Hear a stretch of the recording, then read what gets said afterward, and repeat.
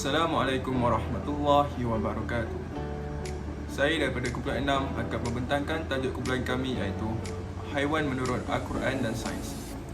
Kumpulan kami terdiri daripada 7 orang ahli kumpulan iaitu saya sendiri, Muhammad Zulfali Syam bin Muhammad Faizul dengan nombor matrik 078181. Pengenalan untuk kajian kami ialah menurut Dewan Bahasa dan Pustaka, haiwan bermaksud makhluk yang bernyawa.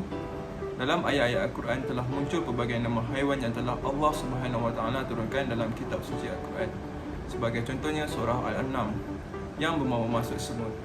Kemunculan nama-nama haiwan dalam kitab suci Al-Quran ini menjadi penunjuk arah kepada manusia, khususnya umat Islam, untuk memastikan haiwan tersebut sesuai dengan hukum syara Islam ataupun tidak. Berkaitan ilmu wahyu dan sains ini dapat menguatkan lagi hujah setiap ayat berkaitan haiwan dalam kitab suci Al-Quran dengan secara ilmiah dan dapat dibuktikan dengan ilmu sains. Kumpulan kami mempunyai 3 objektif, iaitu objektif pertama kami ialah menyeraikan kelebihan dan kebaikan haiwan dalam kehidupan manusia menurut Al-Quran dan sains. Objektif kedua, mengklasifikasikan jenis-jenis haiwan yang haram dimakan oleh manusia dan keburukannya menurut Al-Quran dan sains. Dan objektif yang terakhir untuk kumpulan kami ialah mengenal pasti haiwan iaitu semut menurut Al-Quran dan sains. Objektif 1. Menyenaraikan kelebihan dan kebaikan haiwan dalam kehidupan manusia. Berdasarkan ayat di atas, apakah kamu tidak melihat kepada unta bagaimana ia diciptakan? Surah Al-Baqarah ayat 17. Berdasarkan ayat tersebut, Allah mengajar manusia supaya berfikir dan mengambil iktibar daripada penciptaan unta yang mempunyai banyak keajaiban dari segi kekuatan menanggung beban serta kesabaran menanggung kepayahan. Seterusnya, berdasarkan ayat di atas, dan sesungguhnya pada binatang tanah itu kamu beroleh pengajaran yang mendatangkan iktibar.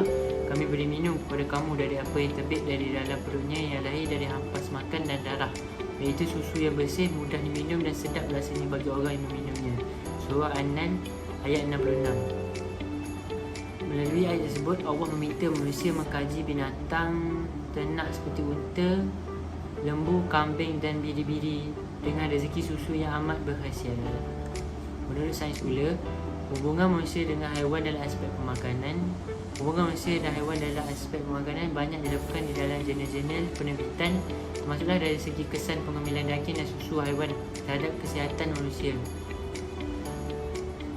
Penggunaan haiwan sebagai haiwan peliharaan di Australia dan USA, kira-kira 63% daripada isi rumah memiliki haiwan kesayangan.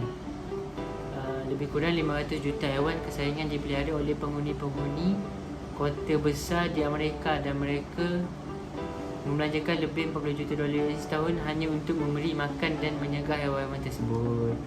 Perbandingan yang dapat lihat dari kajian ini berdasarkan Al-Quran dan sains ialah Al-Quran memberi contoh haiwan yang dapat memberi manfaat dan kelebihan kepada manusia dalam kehidupan seharian.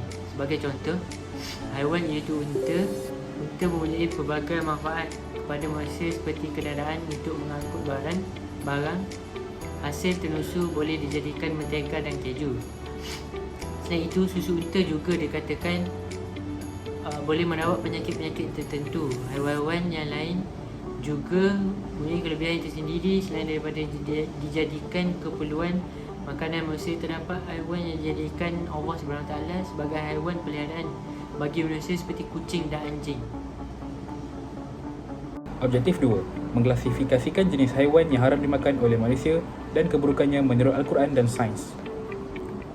Menurut Al-Quran, Allah SWT telah menjelaskan bahawa diharamkan olehnya daging babi seperti yang terdapat dalam Al-Quran di dalam surah Al-An'am ayat 145, yang bermaksud, katakanlah, tidak aku dapati di dalam apa yang diwahyukan kepadaku sesuatu yang diharamkan memakannya bagi yang ingin memakannya, kecuali daging haiwan yang mati, bangkai, darah yang mengalir, daging babi, kerana semua itu kotor, atau haiwan yang disembelih bukan atas nama Allah, tapi barang siapa yang terpaksa bukan kerana menginginkan dan tidak melebihi batas darurat, maka sungguh Tuhanmu Maha Pengampun, Maha Penyayang. Seterusnya, di dalam surah Al-Baqarah ayat 173, yang bermaksud, sesungguhnya dia hanya mengharamkan atasmu bangkai, darah, daging babi dan daging haiwan yang disembelih dengan menyebut nama selain Allah. Tetapi barang siapa terpaksa memakannya bukan kerana menginginkannya dan tidak pula melampaui batas, maka tidak ada dosa baginya. Sungguh, Allah Maha Pengampun, Maha Penyayang. Menurut sains, babi mempunyai kandungan badan yang berbeza dengan binatang lain. Daging babi dianggap sebagai salah satu jenis daging yang mengandungi kolesterol paling banyak dan akan menyebabkan salur darah manusia tersumbat. Jumlah lemak dalam daging babi berbeza jika dibandingkan dengan makanan lain.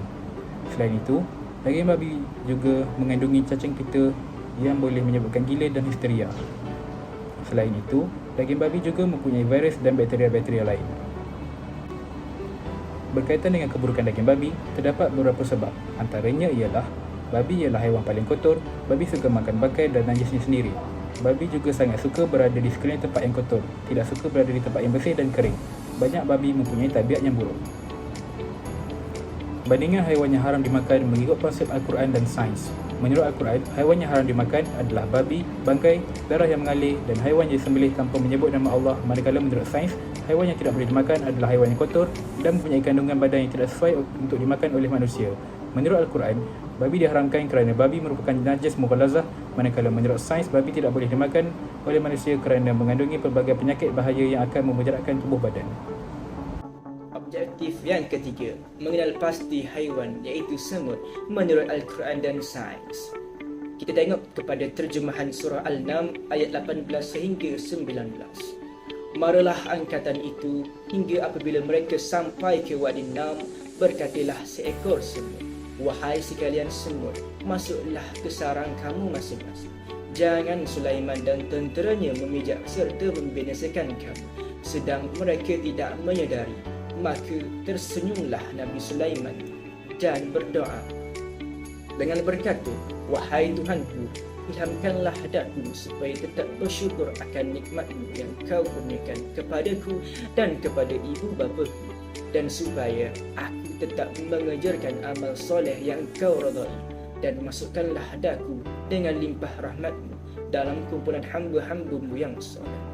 Mendengar percakapan semut tersebut, Nabi Sulaiman berasa kagum terhadap semut yang prihatin kepada anak buahnya.